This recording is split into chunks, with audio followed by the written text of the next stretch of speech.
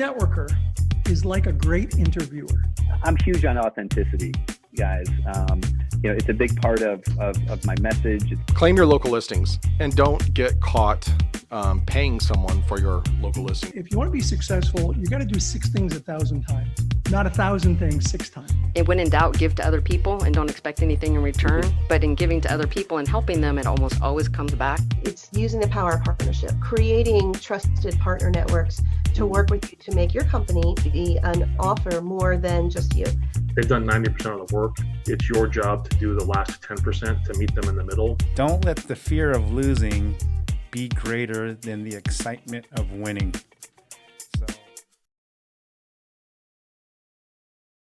Hi, everyone, and welcome to this episode of the Ask Valor Masterminds podcast, brought to you by Advanced Septic Services. My name is Galen. And I'm Joe.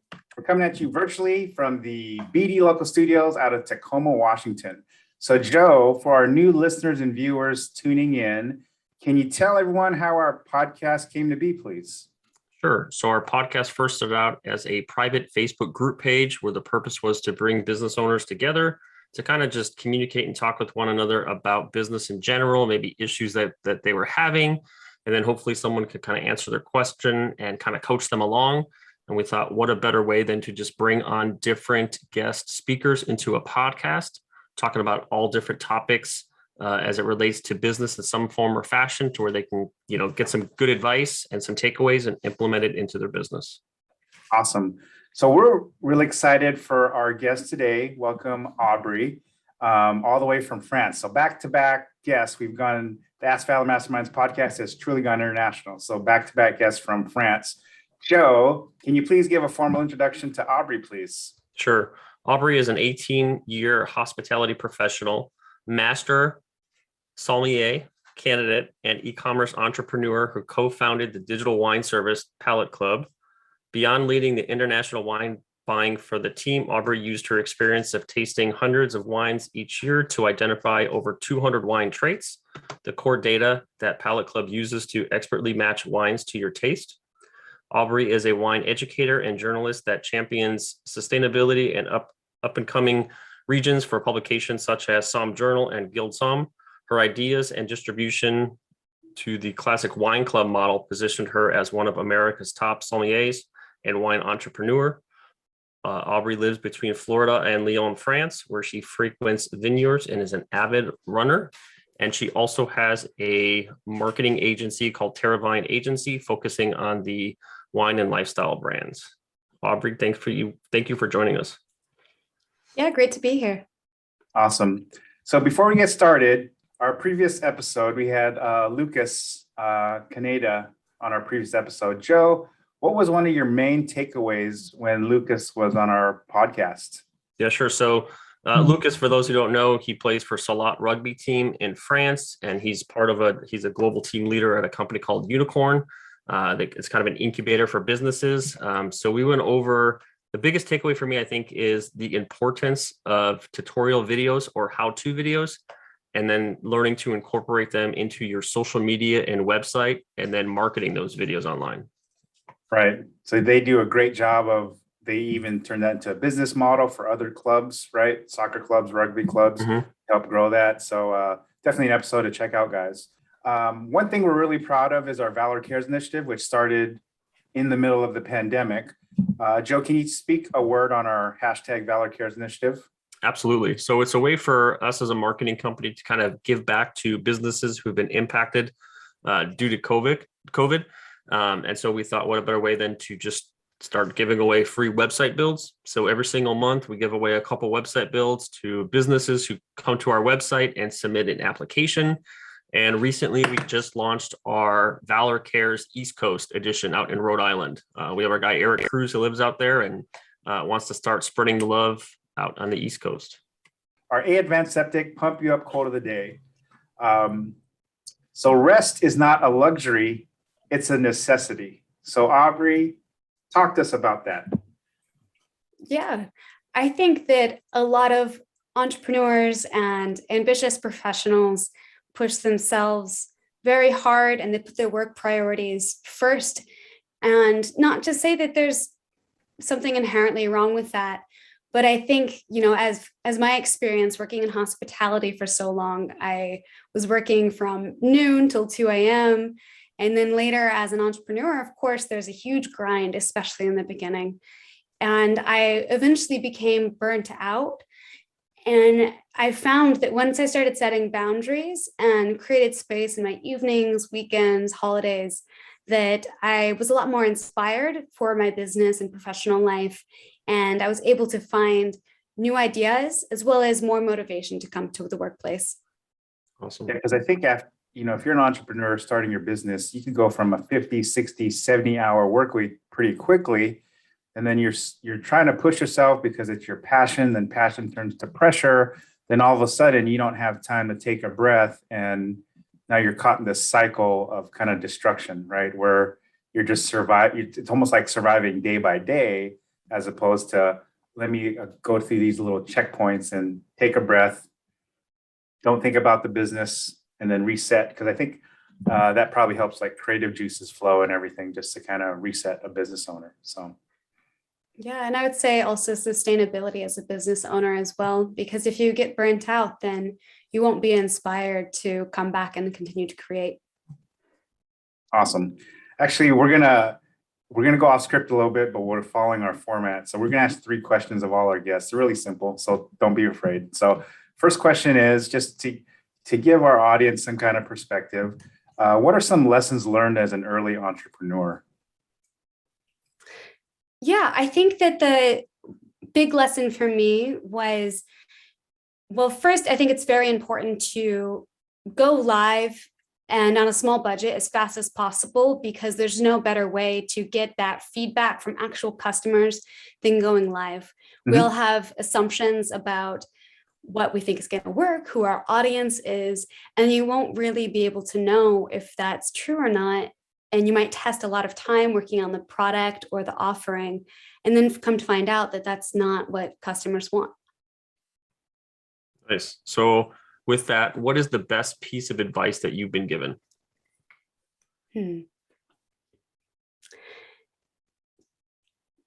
I think kind of on the same line, it's one thing that my CEO of Palate Club, their founder, always says is that if you're not embarrassed about your product, then you launch too late. So just being able to take risks and to, not be afraid of what it might look like and to get out there. Because you're a marketing company, I think you'll appreciate this, but why is marketing a business so important? I think it's absolutely essential. If you want to grow, then you do need to put some budget aside, or at least even if you're a solopreneur with a very small budget, put that time aside for marketing and business development to help to grow your business and to just find your fit in the market.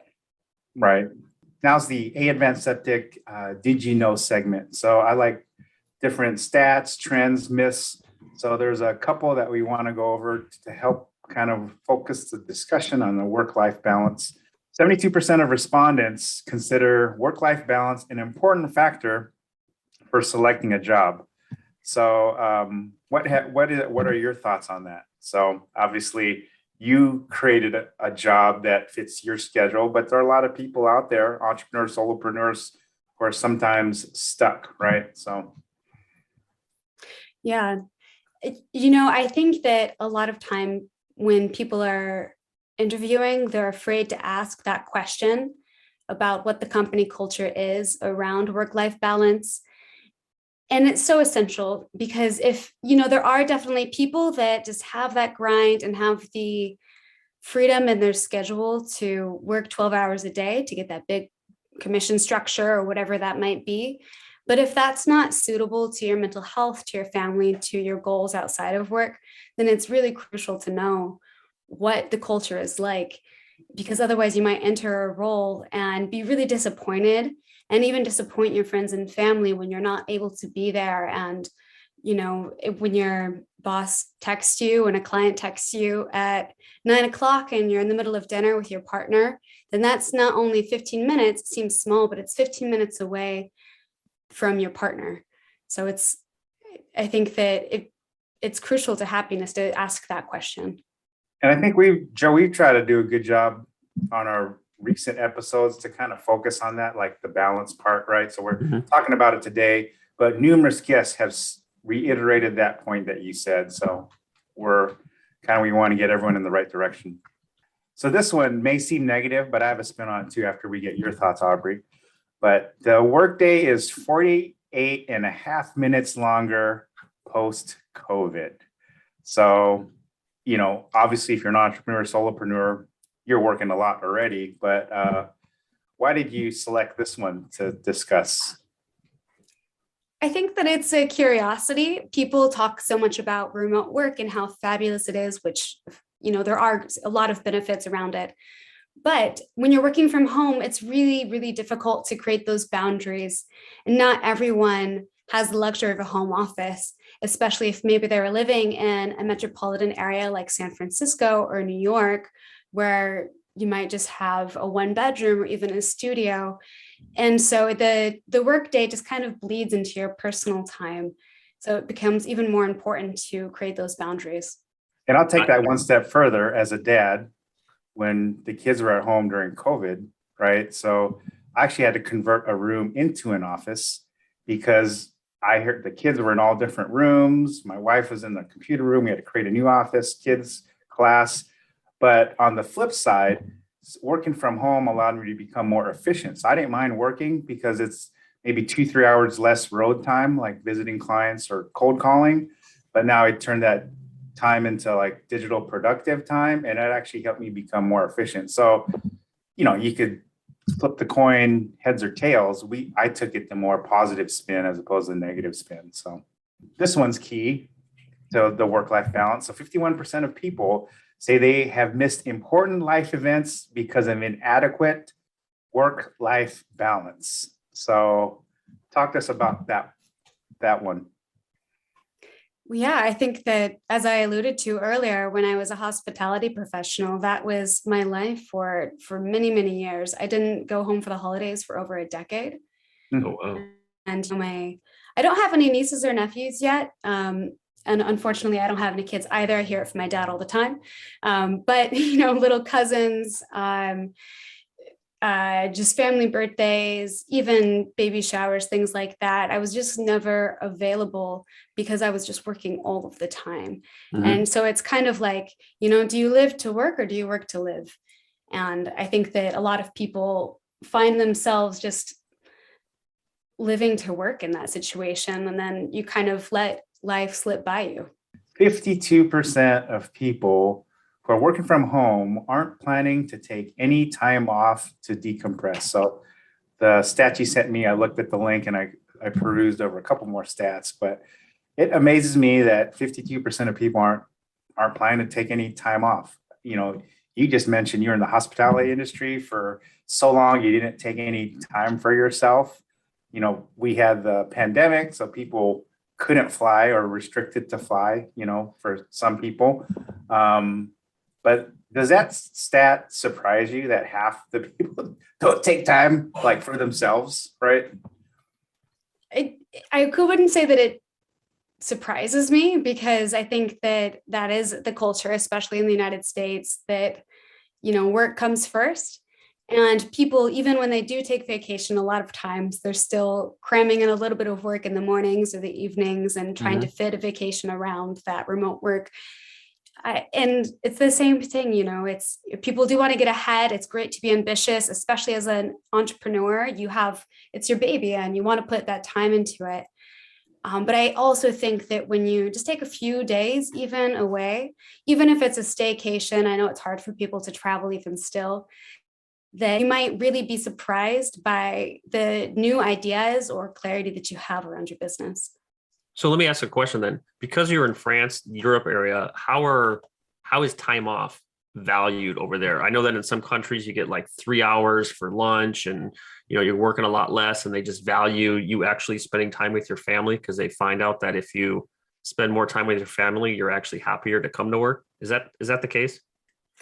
Yeah, definitely. I mean, I obviously work with American clients and an American company. I'm just in France. So my work expectations are a little bit different, But it is normal. Most companies offer 5-week vacation, and the average work week in France is 35 hours.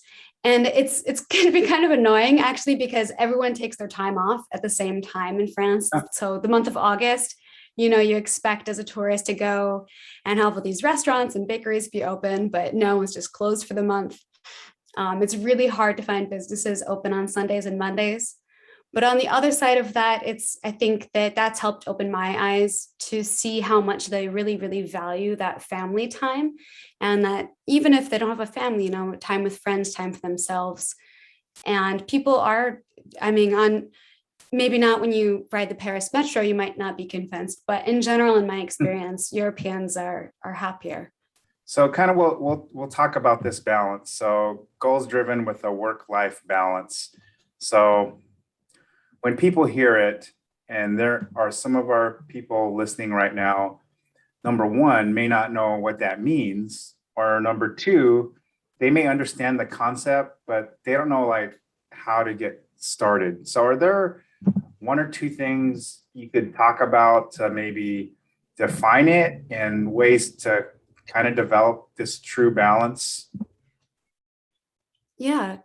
Well, first, I do think that work-life balance it's something we say. I don't know if it's truly possible to find it. I think you're always kind of trying to find the balance. Maybe it shifts too far in one direction or the other. But I think that your personal goals and your professional goals can still be synchronistic.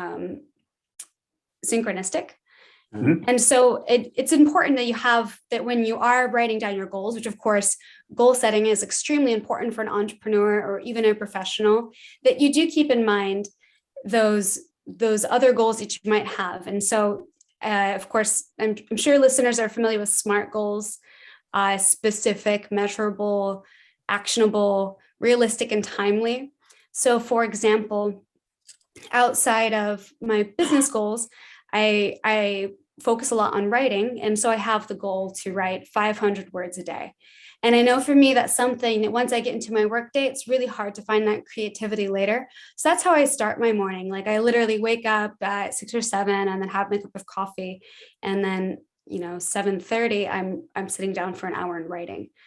And that's something that's kind of personal. So maybe for you, that's, it's if you're in business development or sales and it's really hard to make those cold calls, you just have to start your day that way. So that way you can still reach those goals. And then later in the evening, you're like, okay, I want to spend an hour with my kids, or I want to, make dinner for my partner 3 times a week, that you can still reach those personal goals and continue to develop your happiness and your family balance outside of work. Well, it's funny that you mentioned the writing in the morning, because a lot of your business development and personal development books and the business owners that are truly successful in life, that's the one thing they talk about is every morning, one of the first things you do is get your brain creating and thinking about all the positive things that you're going to do for the day. Because if you're thinking positive things happen. If you focus on the negative things happen. But all the successful people, that's what they do in the morning is they have a journal and they journal every single morning. And it just helps manifest probably, if you think, get you on the right track and everything. So one question I want to ask you, since you have a marketing company, what you do, so you're wearing a little more hats than the average entrepreneur. How do you determine that balance? So for our business owners out there that may have 2 or 3 companies, or maybe 1 company and 2 other ventures, how do you kind of determine which gets more, and then balance your personal time also? Yeah, that's a great question. I do try to have a semi-structured work day with still some forgiveness to myself when, something might come up and the hours shift an hour in one direction. But first I look at what is most important and not necessarily what's most pressing, but what's most important. And I always like to start my day that way, whether it's for the marketing agency or for Palate Club. And I make sure that gets done first. Outside of that, I don't necessarily put myself into a box I'm going to work this many hours on this or that. I do generally prioritize Palate Club over the marketing agency. It's a bigger venture and it takes more of my time and definitely needs more energy. And so I think that's it kind of depends on your role in the different companies too. Like if you're just a business owner consultant, maybe then that's something you do later in your day in the evening. Or maybe if you are, a C-level position and really trying to grow a business, then that's probably the one that's going to need more of your attention. Awesome. So let me ask a quick question then. So you started out with your marketing agency first. What pushed the idea to form Palate Club, and how much work did it take to build that company? Yeah.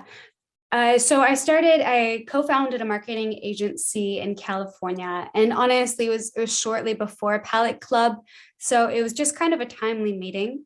Our founder, Nicola, it was his idea. And then, as a sommelier, I was able to help develop the idea and build it. Mm-hmm. And I think you asked how much work. I'm sorry, what was the second part of the question? Well, yeah, just how much work is involved in building that second company while you're still focusing on your first company as well? Yeah, well, I actually sold my partnership in California for the agency in January 2020. Congrats. So I had the luxury of starting a new business in a foreign country during COVID. That was fun. But so Palate Club has really been there is consistently over the past almost 5 years now, I guess 4 years. Mm-hmm. And it does, it's a startup, and it's building a marketing agency takes a lot of work, but I think that the scalability of Palate Club is much larger. Mm-hmm. And so it, of course, takes more time. You have to build the product. There's an app, there's an algorithm, etc. And then in addition to that, there's the wine buying side. So I think that for us, it's been a lot of trying to find the balance between developing the product and developing the product market fit. So that it takes more testing, it takes more funding. I think you can, for a digital business like a marketing agency, you can start up with a lot less capital, so it's lower risk. Gotcha.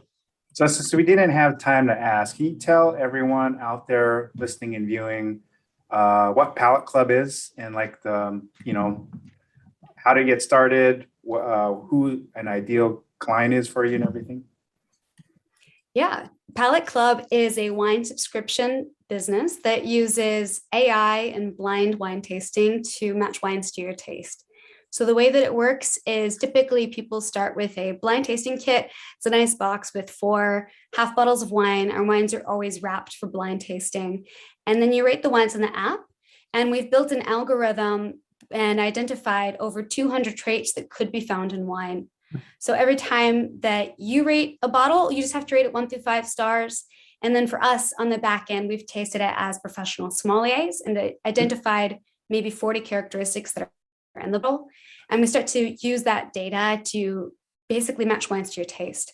And it's responsive. So the more you rate, the more you taste, the more precise I think the matches become.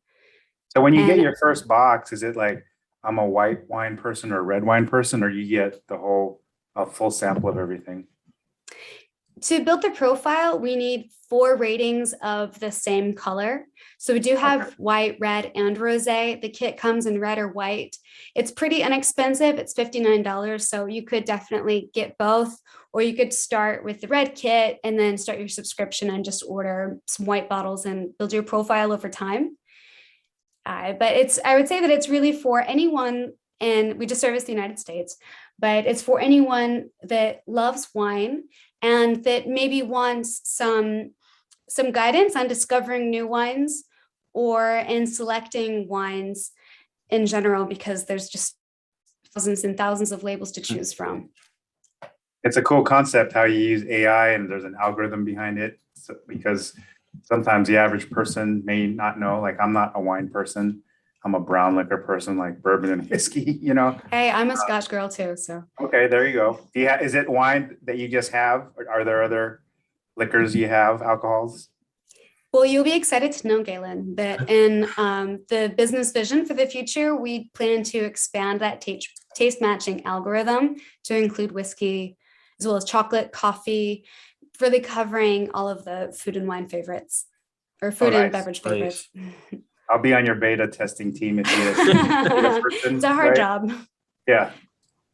So, well, thanks a lot for joining us. It was really provided a lot of insight. I mean, I think hopefully coming out of this pandemic, people are starting to take more vacations, take time for themselves, and even if it's a staycation, it's really important because if you grind too hard, sometimes you grind yourself out and you kind of get in that stale place where your creative juices aren't flowing. So you provided a lot of great tips. Joe, anything else that you have? No, I mean, I enjoy this one just because that most people struggle with that work-life balance and learning to prioritize, as you get older in life, you start to prioritize your life more than work. So I think that if younger people in business, if they understand that sooner in life, I think that they'll be happier and their businesses will be more successful. So Aubrey, just another quick question. So for your personal growth development, do you listen to podcasts or follow any authors or people on social media that kind of motivate you? Yeah, absolutely. I listen to a lot of podcasts and audiobooks. It's what I like to do when I'm at the gym or running, cooking. I think that I like Marie Forleo a lot. She appeals to women because she is a woman, but in general, her ideas around, just kind of going for it and also accepting a place where you can be a multi-passionate entrepreneur was great for me, because I think the advice is always like, you have to focus on one thing, but I just get excited about so many different ideas. And I also really like Mike Michalowicz for business books. I think that he breaks it down into a really fun way, especially for new business owners. Awesome. We'll definitely share that on our social media feed and everything. But before we go, Joe, one last plug for our Valor Cares initiative, please. Sure. Right now, we're having a big push for the East Coast. So if you are on the East Coast here in the US and you own a business and you're looking to have a free website built, you can go to our main website, valormarketingllc.com, and underneath the services tab, there's a tab specifically for Valor Cares East Coast, just a way for you to get a business professionally built that represents your company. Yeah, we recently launched our first Valor Cares website, LisaCassidyPT.com from Philadelphia. So we're looking to grow on that initiative out there. Aubrey, thanks for joining us. This actually was our 49th podcast episode. So Wow. Our next episode will be our 50th episode. So a big landmark episode for us. We really appreciate you being on. So on behalf of our sponsors, Advanced Septic Services, my name is Galen. And I'm Joe. Coming at you virtually from the BD Local Studios in Tacoma, Washington. Thanks for watching this episode of the Ask Valor Masterminds podcast.